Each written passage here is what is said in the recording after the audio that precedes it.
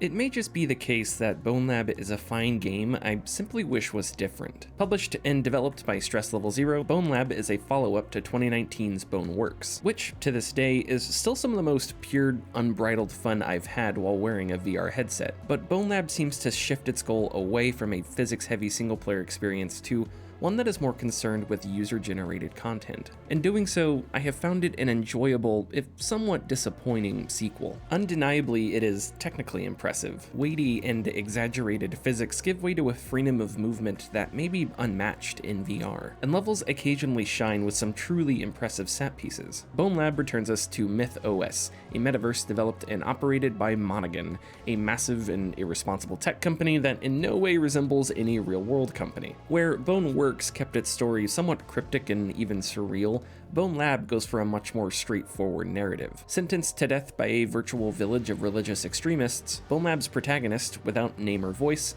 survives and ventures out on a quest for answers. Narratively, it's an interesting and meaningful intro. Bonelab centers itself as a rebellious story about nonconformity and creativity, as one character puts it. Some people think we need an army, but I don't like armies. I want something different. Everything out here is about building, about creation. What makes Boneworks great is that it takes its experimental, innovative physics and fully utilizes it across a really fun, relatively linear single-player story. It can be clumsy at times and maybe even unfocused, but Boneworks never stops being enjoyable and creative. All of its puzzles have multiple solutions, and its levels are full of secrets, surprises, and silly set pieces. Fun side activities like obstacle courses, shooting ranges, and sandboxes all return with Bonelab, where you can push the limits of the game's physics and wreak all kinds of havoc. If time trials and leaderboards are your thing, you're in for a treat, and there are new, more complex tools that expand what you're able to create and experiment with. It's hard to tell for sure if Bonelab's controls and physics are substantially cleaner or more stable than Boneworks, which already controls well, but it certainly isn't a downgrade. New pump-action shotguns might be the very best and easiest operating pump shotguns I've ever used in VR. In other areas, new mechanics like drivable go-karts also come with some small design quirks. By default, pressing down on the right thumbstick crouches, and if you're standing over a vehicle,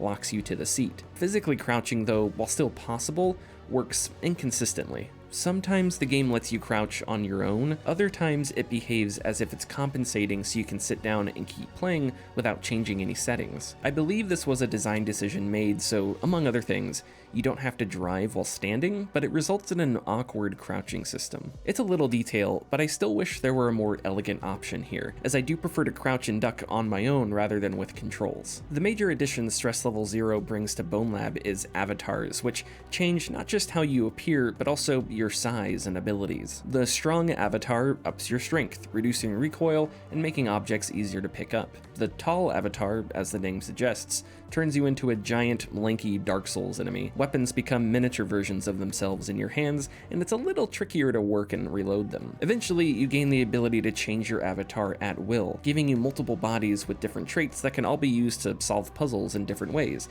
and it's done well. Large changes in perspective, for whatever reason, have always been something that's made me physically uncomfortable in VR, but Bonelab makes it seamless. Avatars are a cool and really dynamic idea, but I'm not sure Bonelab takes full advantage of it. When the game begins, there are a few body types to choose from, but their differences aren't as significant as those you'll unlock later on. Bonelab's first few levels are very reminiscent of Boneworks. You scour through the sewers and backrooms of Myth OS City, solving puzzles and fighting familiar enemies. The game's middle third, though, takes you on a long detour, as one at a time, Bonelab introduces its main avatars in levels seemingly designed to show off their different abilities. Some of these levels are interesting, and others are kinda baffling. For the strong avatar, you're tossed into a street brawl and forced to fight your way through security guards. It's simple and straightforward, but works. Later, you get to Pillar Climb, where the tall avatar is introduced. In a vacuum, Pillar Climb is fine, but first time through, when you're still not quite used to all these new changes in size and perception,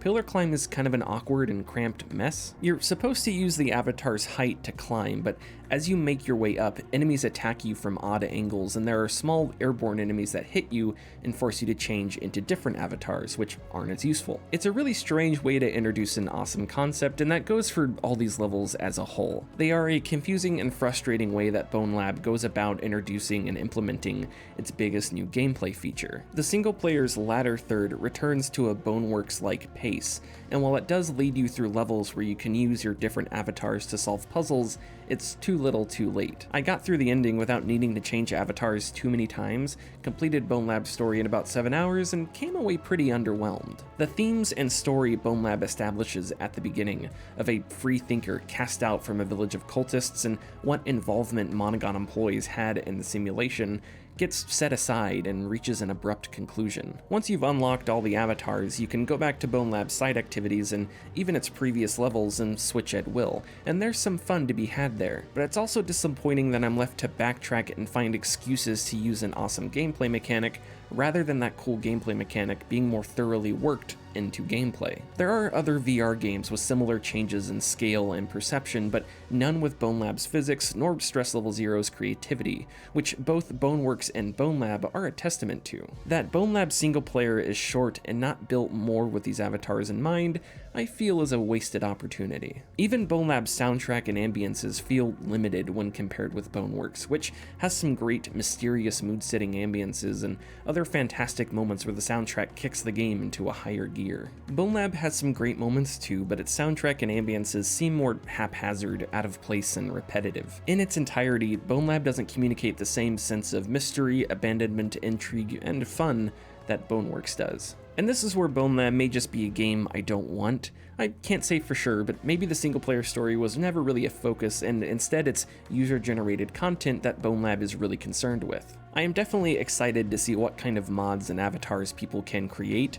There aren't very many VR games with accessible mod integration, but the ones that do have it, like Pavlov, have some really cool mods. Even with mods though, I'm not sure Bonelab has the same staying power that Boneworks has, at least personally. Bonelab doesn't feel like a step forward, but it also doesn't quite feel like a step back. If anything, it feels like a step to the side. It's punctuated with awesome ideas and set pieces, while the whole of it feels half-baked. With their penchant for experimentation and creativity, Stress Level Zero has laid a foundation for and has already achieved some fantastic and unique VR gameplay. But a larger, more comprehensive utilization of their playful physics still remains in a theoretical but completely possible future.